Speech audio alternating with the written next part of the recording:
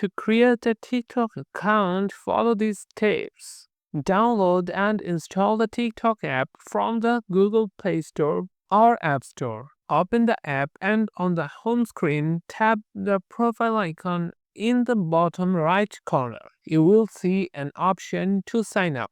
Tap Sign Up on Begin the process. Choose your preferred sign up method. You can sign up using your phone number, email, or a linked account like Google, Facebook, or Apple ID.